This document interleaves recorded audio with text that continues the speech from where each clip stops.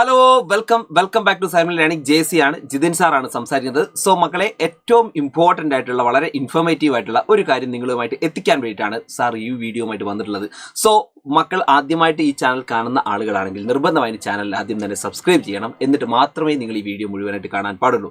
So ഞാൻ ആദ്യം തന്നെ പറയട്ടെ, പല കുട്ടികൾക്കും എക്സാം പോകുന്ന സമയത്ത് വലിയൊരു ഡൗട്ട് സോഷ്യൽ സയൻസിനകത്ത് ഉണ്ടാവാറുണ്ട്. അതെന്താണുള്ളത്? നിങ്ങൾക്കറിയാം, സോഷ്യൽ സയൻസിനകത്ത് ഓരോന്നും എത്ര മാർക്കിനാണ് എഴുതേണ്ടത്? നമുക്കറിയുന്നതാണ്, 1 മാർക്കുണ്ട്, 2 മാർക്ക്, 3 മാർക്ക്, 4 മാർക്ക്, 5 മാർക്കിന് വരെ നമുക്ക് എന്ത് ചെയ്യുന്നുണ്ട്, ചോദ്യങ്ങൾ കാണുന്നുണ്ട്. അപ്പോൾ ഓരോന്നും എത്ര പോയിന്റുകൾ എഴുതണം? പലപ്പോഴും പല ആളുകൾക്കും ഡൗട്ട് ഉണ്ടാവാറുണ്ട് അല്ലേ? പല ആൾക്കാരും ചോദിക്കാറുണ്ട്, സാർ എസ് എ ഞങ്ങൾ എത്ര എഴുതണം, എത്ര പോയിന്റ് ആണ് അല്ലെങ്കിൽ എത്ര ഭാഗമാണ് ഞങ്ങൾ എഴുതേണ്ടത്? ഇങ്ങനെയുള്ള നിരവധി ചോദ്യങ്ങളുണ്ട്. ആ ചോദ്യങ്ങൾക്ക് ഒരു സൊല്യൂഷൻ എന്നുള്ള നിലയ്ക്കാണ് നമ്മൾ ഈ ഒരു വീഡിയോയ്ക്കകത്ത് എന്ത് ചെയ്യുന്നത്, പറയാൻ പോകുന്നത്. ആദ്യം തന്നെ മക്കൾ ശ്രദ്ധിക്കുക, 1 മാർക്ക് ചോദ്യമാണ്. 1 മാർക്കിന്റെ ചോദ്യത്തിന് നമ്മൾ എത്ര എഴുതണം എന്ന് വെച്ചാൽ അത് 1 വേർഡ് ക്വസ്റ്റ്യൻ ആണ്. സോ നിങ്ങൾ ആ 1 വേർഡ് മാത്രം നിങ്ങൾ എഴുതിയാൽ മതി. അതിൽ നിങ്ങൾ എക്സ്പ്ലനേഷനോ കാര്യങ്ങളോ ഒന്നും എഴുതേണ്ട ആവശ്യമില്ല. അത് നമുക്ക് എല്ലാവർക്കും അറിയുന്നതാണ് അല്ലേ? അപ്പോൾ എല്ലാ എക്സാമിനകത്തും ഫസ്റ്റ് വൺ നിങ്ങൾ ചെയ്യേണ്ട ഒരു കാര്യം എന്ന് പറഞ്ഞാൽ, നിങ്ങൾക്ക് 1 വേർഡ് ചോദ്യങ്ങൾ ഉണ്ടെങ്കിൽ അത് മാക്സിമം നിങ്ങൾ എന്ത് ചെയ്യുക, പെട്ടെന്ന് തന്നെ അത് എഴുതി തീർക്കുക എന്നുള്ളതാണ്. അത് എഴുതി തീർത്ത് കഴിഞ്ഞാൽ നമുക്ക് എന്തായി, ഫ്രീ ആയി അല്ലേ? നമ്മൾ പിന്നെയുള്ള സമയത്തൊക്കെ ബാക്കിയുള്ള നമുക്ക് എഴുതിയാൽ മതി. കാരണം ഷുവറായിട്ട് കിട്ടുന്ന മാർക്കുകളാണ് ഇത് 1 മാർക്ക് എന്ന് പറയുന്നത് അല്ലേ? ഇനി അത് കഴിഞ്ഞാൽ മക്കൾ ശ്രദ്ധിക്കുക, രണ്ടാമതായിട്ട് വരുന്നത് 2 മാർക്സ് ക്വസ്റ്റ്യൻസ് ആണ്. 2 മാർക്കിന്റെ ചോദ്യങ്ങൾ എത്ര എഴുതണം? 2 മാർക്കിന്റെ ചോദ്യങ്ങൾ എന്നുള്ളതാണ്. മക്കളെ, ഞാൻ പറയുന്നു, നിങ്ങൾ എഴുതേണ്ടത് ഒന്നുകിൽ 2 സെന്റൻസ്, ഒരു 2 സെന്റൻസ് നിങ്ങൾക്ക് എഴുതാം. അതല്ലെങ്കിൽ ചില ആളുകൾക്കൊക്കെ 2 മാർക്കിന്റെ ചിലപ്പോൾ എഴുതി വരുമ്പോൾ അതൊരു 3 സെന്റൻസ് ആയിട്ടൊക്കെ തോന്നാം. അങ്ങനെ ആകുമ്പോൾ ഒരു 3 സെന്റൻസ് വരെയൊക്കെ എന്ത് ചെയ്യാം, എഴുതാം. ഇപ്പോൾ നിങ്ങളോട് പറയുന്നത് 2 സെന്റൻസിൽ നിങ്ങളോട് എഴുതാനാണ് എന്ത് ചെയ്യുന്നത്, ആക്ച്വലി പറയുന്നത്. പക്ഷേ ഞാൻ പറഞ്ഞല്ലോ, ചില ആൾക്കാർക്ക് എഴുതുമ്പോൾ തോന്നുകയാണ് ഒരൊറ്റ പോയിന്റ് കൂടി അതുമായി ബന്ധപ്പെട്ട് എഴുതാമെന്ന് തോന്നുകയാണെങ്കിൽ നിങ്ങൾ ആ സെന്റൻസ് കൂടി എഴുതിക്കോ. ഒരു 3 സെന്റൻസിലൊന്നും ആയിക്കഴിഞ്ഞാൽ പ്രശ്നമൊന്നുമില്ല. അധികം നിങ്ങൾ എന്ത് ചെയ്യരുത്, നീട്ടാൻ പാടില്ല. അതാണ് 2 മാർക്കിന് നിങ്ങൾ എന്ത് ചെയ്യേണ്ടത്. പിന്നെ അതേപോലെ തന്നെ ചില ക്വസ്റ്റ്യൻസ് ഒക്കെ ആണെങ്കിൽ, ഇപ്പോൾ 2 മാർക്കിന്റെ ക്വസ്റ്റ്യൻസ് ആണെങ്കിൽ ചിലത് പോയിന്റ് വൈസ് ആയിട്ട് ഉണ്ടാവുക, ഓരോ പോയിന്റുകൾ. ചിലപ്പോൾ ഇതൊരു 2 മാർക്കിന്റെ ചോദ്യമാണെങ്കിൽ അതിനൊരു 4 പോയിന്റുകളായിരിക്കും. അപ്പോൾ നമ്മൾ അതൊരു സെന്റൻസിലേക്ക് പോകേണ്ട, ആ 4 പോയിന്റുകൾ നിങ്ങൾ എന്ത് ചെയ്താൽ മതി, എഴുതിയാൽ മതി. അങ്ങനെയാണ് ഈ 2 മാർക്കിന്റെ നിങ്ങൾ എഴുതുന്നത്. അപ്പോൾ ഓർത്ത് വെച്ചോ, 2 മാർക്കിൻ്റെത് 2 സെന്റൻസ്. ഇൻ കേസ് ഒരു 3 സെന്റൻസിൽ എഴുതാൻ പറ്റുമെങ്കിൽ ആ 3 സെന്റൻസ് കേട്ടോ. അതായത് എല്ലാത്തിലും നിർബന്ധമല്ല, ചില എക്സാമിനും ചില ഇത് മാത്രം കേട്ടോ. ഓക്കെ, അത് കഴിഞ്ഞാൽ നെക്സ്റ്റ് വൺ 3 മാർക്കിൻ്റെയാണ്. പലപ്പോഴും ആളുകൾക്ക് തോന്നാറുണ്ട്, സാർ 3 മാർക്കിൻ്റെ ഞങ്ങൾ എങ്ങനെയാണ് എഴുതാറുള്ളത്? മകളെ, നിങ്ങൾക്കറിയാം, 2 മാർക്കിന് എഴുതിയിട്ടുള്ള ഷോർട്ട് ആൻസർ ക്വസ്റ്റ്യൻ പോലെ തന്നെയാണ് 3 മാർക്കിന് നമ്മൾ എഴുതേണ്ടത്. 3 മാർക്കിൻ്റെ എന്താ പ്രത്യേകത വെച്ചാൽ, നമ്മൾ ഒരു 2 മാർക്കിൻ്റെ എഴുതിയതിൻ്റെ കൂടെ തന്നെ ഒരു അഡീഷണൽ എന്ത് ചെയ്യും, ഒരു പോയിന്റ് കൂടി അധികം വരും. അതായത് ഒരു 3 സെന്റൻസിൽ നിങ്ങൾ എന്ത് എഴുതിയാൽ മതി. ഒരു 3 സെന്റൻസിൽ നിങ്ങൾക്ക് എന്ത് ചെയ്യാം, ഈ ഒരു 3 മാർക്കിൻ്റെ ചോദ്യം നിങ്ങൾക്ക് എഴുതാം. ചില ക്വസ്റ്റ്യനകത്ത് ഞാൻ മുൻപേ പറഞ്ഞതുപോലെ തന്നെ ഉണ്ടാവാം. ഇതേപോലെ തന്നെ ചില പോയിന്റുകളായിട്ട് ചിലപ്പോൾ ഒരു 6 പോയിന്റുകളൊക്കെ ആയിട്ട് എഴുതേണ്ടതുണ്ടാവും. അങ്ങനെയാണെങ്കിൽ നിങ്ങൾ ഒരു 6 പോയിന്റ് വൈസ് എന്ത് എഴുതിയാൽ മതി. അപ്പോൾ ഇത്രയാണ് ഒരു 3 മാർക്കിൽ. അപ്പോൾ 3 മാർക്കിനൊന്നും നിങ്ങൾ ഒരു എസ് ഒക്കെ എഴുതും പോലെ വലുതായിട്ട് നിങ്ങൾ എഴുതേണ്ട ആവശ്യമില്ല. പല ആൾക്കാർക്കും ഉണ്ടാകുന്നൊരു സംശയമാണ്, സാറേ 3 മാർക്കിൻ്റെ ഒരുപാടുണ്ട് വെച്ചിട്ട് അങ്ങനെ കുറേ എഴുതിയിട്ട് എന്ത് ചെയ്യും, സമയം കളയും. നമ്മുടെ സോഷ്യലിൽ ഏറ്റവും പ്രധാനപ്പെട്ട പ്രശ്നം നമ്മുടെ ടൈമാണ്. ടൈം മാനേജ്മെന്റ് വളരെ ഇമ്പോർട്ടൻ്റ് ആണ്. അപ്പോൾ പലപ്പോഴും ഈ 3 മാർക്കിൻ്റെ ഒക്കെ ചോദ്യത്തിലാണ് പലപ്പോഴും സമയം എന്ത് ചെയ്യാറുള്ളത്, കുട്ടികൾ നഷ്ടപ്പെടുത്താറുള്ളത്. അതുകൊണ്ട് ഓർത്ത് വെച്ചോളൂ, വേറി വന്നാൽ ഒരു 3 സെന്റൻസിൽ, അതല്ലെങ്കിൽ ഞാൻ പറഞ്ഞു 2 മാർക്കിനേക്കാൾ കുറച്ചും കൂടി ഒരു 2 പോയിന്റ്, ഒരു 2 സെന്റൻസ് കൂടി അധികം, അത്ര മാത്രം എഴുതിയാൽ മതി കേട്ടോ 3 മാർക്കിൻ്റെത്. Okay, ready.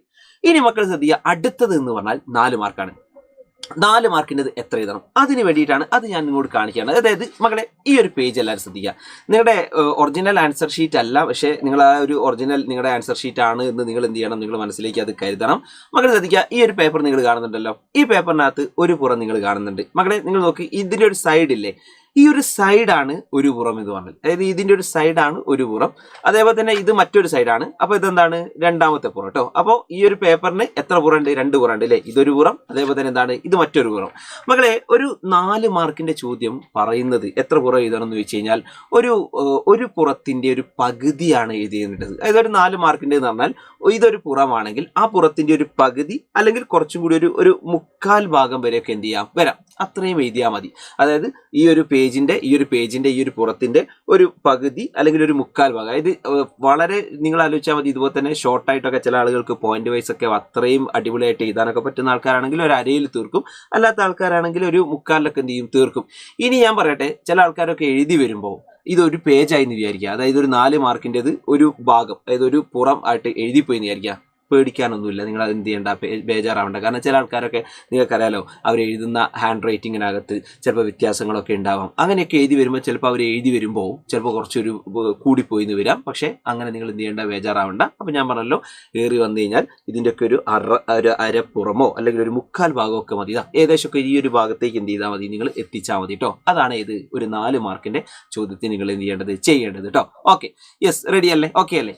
ഇനി നിങ്ങൾക്ക് ഉണ്ടാകുന്ന ഒരു സംശയം, അടുത്തൊരു സംശയം ഇതേപോലെ തന്നെ, അതായത് 4 മാർക്കിൻ്റെ ഡൗട്ട് വരരുത്. ഞാൻ പറഞ്ഞല്ലോ, ഒരു പാരഗ്രാഫ് എഴുതിനേക്കാൾ കുറച്ചും കൂടി എഴുതിയാൽ മതി. ഒരു പാരഗ്രാഫ് എഴുതുന്നുണ്ടല്ലോ, അതിനേക്കാൾ കുറച്ചും കൂടി എഴുതിയാൽ എത്രയായി? 4 മാർക്കിനായി. ഇനി മക്കൾക്ക് ശ്രദ്ധിക്കുക, അടുത്തതാണ് 5 മാർക്ക്.